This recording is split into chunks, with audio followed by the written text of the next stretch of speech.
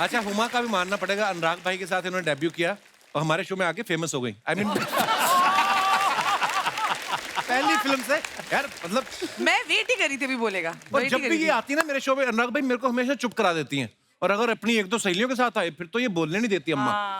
मेरे को ये जानना, जब आपके साथ पहली फिल्म कर रही थी तब भी इतना बोलती थी उमा? तब इतना नहीं बोलती थी। मैं अभी भी कहाँ बोल रही हूँ जब से आई हूँ। नहीं, तब नहीं बोलती थी। इसे बदनाम किया हुआ है मुझे। तब नहीं इतना बोलती थी। तब ये सिर्फ इतना ही पूछती थी मेरा कैरेक्टर क्या है। और हमने सुना भी है कि आपने, हुमा आपको स्क्रिप्ट नहीं मिली थी? स्क्रिप्ट थी जो बाकी सबने पढ़ी थी, मुझे मना कर दिया गया था कि तुम मत पढ़ना, क्योंकि स्क्रिप्ट में मेरा रोल था ही नहीं। उसका नाम लिखा होता है यहाँ पे। Sound very familiar to me also. तो हमारा सिर्फ फर्स्ट पार्ट लिखा होता, सेकंड पार्ट तो अच्छा। शूट करते करते बना। तो मेरे पास जब स्क्रिप्ट आई, मैंने चोरी करके किसी एडी को पटा के पढ़ ली। तो उन्होंने मेरा सर को मत बताना, मैंने कहा नहीं बताऊंगी। तो उसमें लिखा था Faisal and Mausina go to the market, why they go, what they do, कुछ नहीं लिखा था। तो मैंने बोला सर इसमें मैं हूं ना? कहते तू भरोसा रख, है। And then I think his sister was Anubhuti, who was assisting him, who is now also director with doctor ji. तो उसने बोला अब तो तुम्हें पिक्चर करनी पड़ेगी, अब तो कपड़े सिल गए।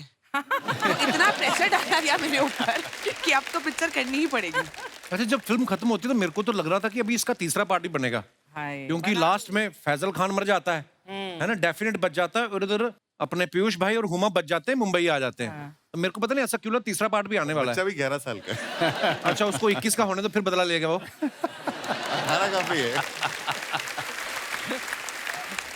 अच्छा, हुमा ने तो आपके साथ पूरी फिल्म की है ना। मैं कई एक ऐसे एक्टर्स को जानता हूँ, मैं नाम नहीं लूंगा, वो एक सीन भी किया हो ना उनके साथ आके, बाहर आके वो ना स्टाइल बड़ा मारते हैं। You know, when I was working with Anurag, he taught me one thing, don't go with that, don't go with दे।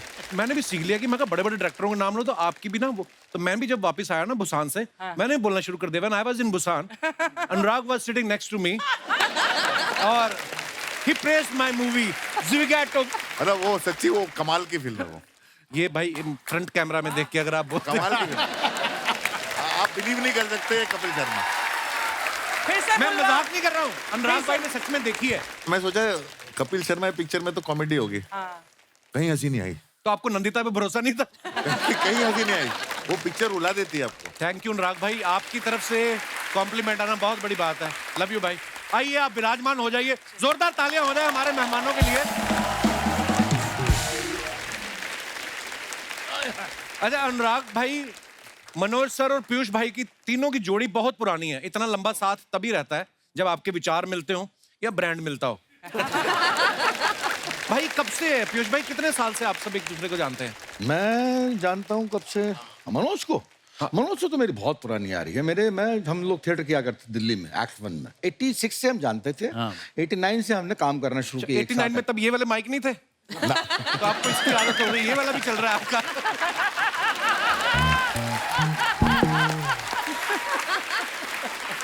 तो ये था, तो तब से मैं जानता हूँ। अनुराग जो उस वक्त हंसा कॉलेज पढ़ता था, तो ये हमारे प्लेस देखने आया करता। मैं इनके नाटक देखने जाता था। हाँ, अच्छा जी, ये वाज एन ऑडियंस। तो तब से इससे वैसा वाला परिचय है कि अनुराग देख रहा, हम परफॉर्मेंस कर रहे, तो उसने बड़े खुले भाव से रिसीव किया कि आ जाओ पीयूष भाई। तो मैंने उसके पहले आपके फोन आए थे फिल्म देख के। हाँ, मैंने इसकी शूल देखी। शूल देखने के बाद फोन किया था इन्होंने। हाँ, शूल देखी। और मैं खड़ा हो गया था। पीयूष, हम लोग के लिए पीयूष भाई बहुत बड़े बिल्कुल थिएटर में लेजेंड रहे हैं ना, तो उनका फोन आ गया फिल्म देख के कि वो खुद लिखते थे। वाकई तो उनका कॉम्प्लीमेंट बहुत बड़ी बात हो जाती। क्या बात है। तो मैंने यही कहा ऐसे कि मैंने किसने लिखी है। मेरे को बड़ा आश्चर्य हुआ था कि यार ये बंदा जो कौन बंदा अनुराग कश्यप। तो मुझे भी नहीं मालूम था। यहाँ आने के बाद मालूम पड़ा कि ये बड़ी गहरी चीज है। कितना अच्छा बोलते पीयूष भाई, मेरे को अभी भी लगता है मैं गैंग ऑफ वासेपुर देख रहा हूँ। स्टाइल इतना मजेदार है ना। अच्छा, हमने ऊट पटांग वर्ड बड़ा सुना है। ऊट पटांग होता है कोई चीज। पीयूष भाई का कहना है कि मेरा और अनुराग का रिश्ता जूत पटांग वाला है। पीयूष भाई इसका क्या तात्पर्य है? हर फिल्म में मैं जो है प्रण ले लेता हूँ कि सच काम नहीं करूँ। क्यों? और अगली फिल्म में करना पड़ता है। अच्छा, मतलब अनुराग कश्यप में कोई चीज है कि मतलब एक नेशन के लिए एक अनुराग कश्यप बहुत जरूरी है। 2 अनुराग कश्यप भारी पड़ जाएंगे। 2 will be more than enough. एक तो जो है अच्छा है, मतलब इसकी फिल्म में क्या है कि अनुराग कश्यप की फिल्म हो और कोई जेल ना जाए यूनिट का बंदा, तो मुझे विड्रॉल से भी होने लगता है साले कि ये कैसा हो गया। 15 दिन बीत गए तो अभी तक जेल नहीं गया। मतलब या ये खुद जेल जाएगा, या ऐसे कैमरामैन जेल जाएगा, या यूनिट वाला को जेल जाएगा। मतलब हमेशा जेल जाने की झगड़ रहती है। तो मुझे बड़ी अजीब सा मेकिंग है यार इसकी। मैं क्या बताऊँ, ऐसे ही पूछो, ये तो तू सुना दे। नहीं, हमारे वासेपुर के टाइम विकी कौशल एक बार गया था जेल। क्यों? नहीं, हम लोग कैमरा लेके घुस जाते हैं कहीं भी शूट करने के लिए। अच्छा, परमिशन ली नहीं। हम लोग वो जो फिल्म में सैंड माइनिंग के शॉट्स थे जी। वो इलीगल सैंड माइनिंग के अच्छा। क्रिएट नहीं किए थे, एक्चुअली में इलीगल सैंड माइनिंग हो रही थी, बाप रे। माफिया वाले कर रहे थे, हम लोग कैमरा लेके घुस गए। अरे वहां तो हो उसमें गया, श्लोक वहां शर्मा तो और विकी कौशल ये को यहाँ करना पर जो है गोरेगांव ईस्ट में जब पूरी फिल्म खत्म हो चुकी है, मैं घर 3.5 महीने का शेड्यूल है, बनारस में हुआ है, हम थक के लौटे हैं, हम बैठे हुए हैं अपने घर में, मैं भी यहीं रहता हूँ साईं बाबा कॉम्प्लेक्स में पास अच्छा में। जी। तो मेरे पास फोन आता है कि पिशोई आ जाओ। मैं कहाँ, कहने फिल्म सिटी। तो मैंने क्या करने, कहने शूट करने। तो मैंने कहा तूने अभी तो एक फिल्म शूट करी है, दूसरी फिल्म का शूट करेगा? कहने नहीं, आ जाओ आप, गैंग्स ऑफ वासेपुर का शूट है। तो मैंने कहा मैंने तो पूरी स्क्रिप्ट पढ़ी है, इसमें कहीं मेरा और सीन नहीं है। आ जाओ, कुर्ता पहन के आना। तो मैं भैया कुर्ता पहन के चला गया।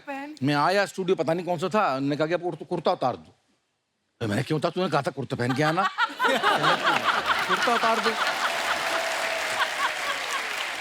तो मैंने कुर्ता उतार दिया, तो आपने मेरे हाथ में घंटर दे दिया, अब ये लो और इसको अपने आप जोरों से मारो। तो मैंने क्यों मारो ना, सीन है। तो मैंने कहा क्या सीन है, कोई मोटिवेशन हो तो मारूं। नहीं, मैं बाद में इस्तेमाल करूं। 3-4 तरीके से शॉट ले लिए घोड़े को पड़वाने के पीठ पे, और फिर इसने साले ने वो जो नमाज की सुहागरात होती है ना, उस पर नमाज और वहां पर इस्तेमाल कर दिया।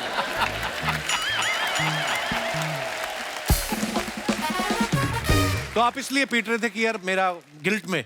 हाँ इसने कहा गिल्ट, मतलब मुझे नहीं मालूम गिल्ट में था कि नहीं, बाद में मालूम पड़ा कि गिल्ट पता नहीं क्या है गिल्ट थी वो। तुमको भी तो पता होना चाहिए मुझे किस बात का अरे guilt मुझे है। कुछ नहीं मालूम था। मुझे ये स्क्रिप्ट भी जो है बोल रहा था कि जो है मनोज को दी होगी, मेरे को तो नहीं दिया। शुरू में बोलने का ये पन्ना है कि आपके बदला लेता है, सरदार खान होता है, ऐसा होता है, वासेपुर में स्टोरी है, वासेपुर एक इलाका है बिहार का, और ऐसे होता है वहां पर। मैंने कहा मेरा रोल क्या है, कहने लगा रोल बाद में मालूम पड़ जाएगा। मैंने कब मालूम पड़ेगा? वहां पर मालूम पड़ा, वहां पर सीन लिख के दे दिया करता था कि ये सीन है, आपको ये शूट करना है। हमने कहते ठीक है, बढ़िया बात, कर लेंगे। कर लिया, बन गई वासेपुर।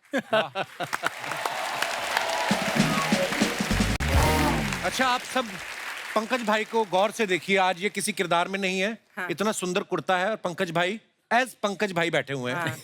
इतने प्यारे इंसान, इतना चमकदार चेहरा, इनको देख के लगता है केक काटने से पहले भी 2 बार सोचते होंगे।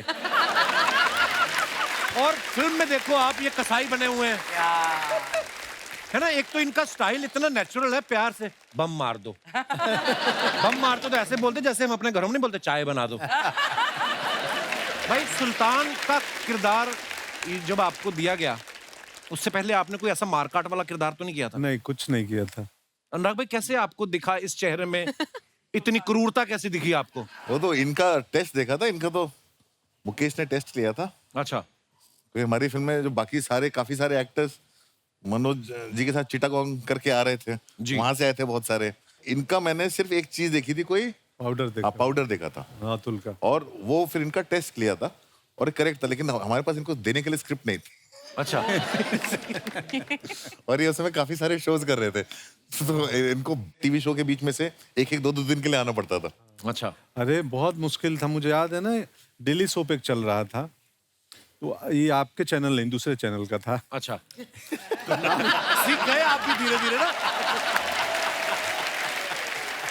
तो मैं चला गया वासेपुर करने, वो ईपी और प्रोड्यूसर बोले कि अरे तुम्हें जाने नहीं देंगे यार। मैं बोला क्यों नहीं जाने दूंगा, मुझे फिल्म मिली है इतनी बड़ी, हालांकि पर डे बहुत कम था, शो में ज्यादा था, ये पढ़ने पे थे? शो में ज्यादा था। इतने पढ़ने पे थे, हम तो पर ईयर पे थे। तो मैं बोला यार मुझे जाऊंगा, कश्यप जी की फिल्म है, इतना बड़ा फिल्म है, रोल क्या है? बोले रोल तो पता नहीं है मुझे। बोले फिर क्यों जाओगे, इधर तो हमारे वो बेटी की शादी हो रही है, बहू की, और तुमको रुकवाना है, तुम मेन विलेन हो, तो शादी कौन रोकेगा, विलेन नहीं रहेगा सीरियल में। तो मैं बोला मैं जिससे रुकवाना हो रुकवा लो, मैं नहीं रोकने वाला।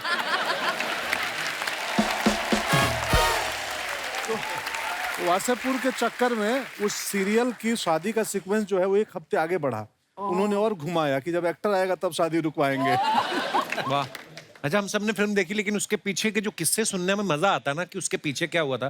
जैसे हमने ऐसा सुना कि जब मनोज भाई को नरेशन देने गए अनुराग भाई, तो ये बोतल लेके गए थे। पता नहीं स्ट्रेटजी क्या थी कि फिल्म बाद में बनेगी, पहले माहौल बना ले, पता नहीं क्या। मनोज भाई, ये क्या, ये सच्ची बात है अनुराग सर? नहीं, हम लोग ने शुरुआत साथ ही की थी, मतलब सत्या, शूल, कौन, उसके बाद हम लोग अलग अलग रास्ते चले गए थे। जी। तो बहुत समय तक हमारी बात नहीं हुई थी आपस में। अच्छा जी। तो ये ना ब्रेकिंग द आइस है। हाँ। तो मैंने फोन किया, मैंने कहा बाजू भाई हाँ एक स्क्रिप्ट सुनानी है। हाँ बोल। तो उन्होंने कहा मैं अभी आता हूँ सुनने। रेड वाइन है तेरे पास? मैं आजकल सिर्फ रेड वाइन पीता हूँ। अच्छा। तो मैंने कहा ठीक है। मैं कहा मैं मंगा लेता हूँ, मैं आ रहा हूँ। वो आ गए, रेड वाइन आ गई रात को और 10 उसी बजे। समय रात को नरेशन दिया। पहला फोन आया ड्राफ्ट था वही रात- खत्म किया था। मुझे फोन आया था इसका रात को कि जो है मैं अनुराग के साथ में रेड वाइन पी रहा हूँ, मैं पिक्चर कर रहा हूँ। मैंने कौन सी? कहने लगा गैंग्स ऑफ वासेपुर। मैंने कहा स्क्रिप्ट मिल गई? कहने लगा नहीं मिली। मैंने मिलेगी भी नहीं। तो आपको फिर नरेशन मिली मनोज भाई की नहीं? नहीं, वहीं पे वो वासन था, वहाँ पे वासन वाला था। वासन वाला था और ये तय था कि मैं फिल्म कर रहा हूँ। अच्छा। अब मेरे लिए दिक्कत ये थी कि ये पूरा का पूरा स्क्रिप्ट पढ़ेगा तो उसमें जो है रेड वाइन का टाइम चला जाएगा। तो मैंने कहा बाकी जो है बाद में कर लेते हैं, लेकिन इसको तो करते हैं। अब शुरू करते हैं। माहौल शुरू करते हैं। ये बहुत कम लोग जानते हैं, वासन के कहने पे अनुराग को आइडिया आया था कि अरे मैं बाजू भाई से पूछता हूँ। वाह क्या बात है। तो मनोज सर एक तो वैसे ही बोल रहे हैं कि फिल्म के उस समय बाद में फिल्म इतनी बड़ी हिट हो गई, फिर तो लोग आ ही जाते हैं पैसे लेकर, पर शुरू में पैसे सब कुछ कम मिल रहे थे, ऊपर से आपको गंजा भी कर दिया फिल्म में। नहीं, मुझे पैसे इतने मिल गए थे कि मैं गंजा हो सकता था। सिर्फ इनको मिल गया। पैसे हम में से किसी को नहीं मिले थे, सिर्फ मनोज सर को मिले थे। और मुझे अच्छे होटल में भी रखा गया था। मैंने ये बात भी सुनी है कि आपको ही अच्छा होटल मिला था, बाकी सब धर्मशाला में रुके हुए थे। Guest house. हिंदी में उसको धर्मशाला ही बोलते हैं। नहीं, लेकिन जब इन लोगों के पास मैं गया, मैंने कहा माहौल तो यहाँ पे है यार, मैं अकेले वहाँ पे पड़ा हुआ हूँ। हाँ ये रोज आप हमारे साथ हैंग आउट करने आ जाते थे। तो मैंने कहा यार अनुराग यहीं इधर ही आ जाता हूँ। कहता नहीं नहीं नहीं, यहाँ पे आप आओगे फिर नीचे वो मार्केट में बहुत सारे लोग आपसे मिलने के लिए आएंगे, वो डिस्टर्ब होंगे आप। तो इन लोगों को मैं वहाँ बुला लेता था। अच्छा। फिर माहौल वहीं पे जमाते थे हम लोग। क्या बात। जी, खाना खिलाना, बेचारों ने अच्छा खाना नहीं खाया था बहुत दिन से। सच है, ये सच है। मनोज सर ने बहुत खिलाया हमको। पहले पेश भाई हमने सुना है कि आप नासिर का रोल नहीं करना चाहते पर रमाधीर का रोल करना चाहते मैं हैं। नहीं करना था, इसने कहा था। नहीं दोनों में मैंने से एक ऑप्शन choose दिया कर लो। दोनों। अच्छा जी। उसने कहा option दिए थे। तुमको क्या चाहिए? मैंने कहा मुझे आप फिल्म का वॉइस चाहिए, नासिर चाहिए। अबे फिर भी क्यों दिए थे तूने? जब कहा था तो फिर वॉइस चाहिए थी तो थोड़ा बढ़ाना पड़ता। For more updates, subscribe to our channel, click the show links and enjoy watching the videos.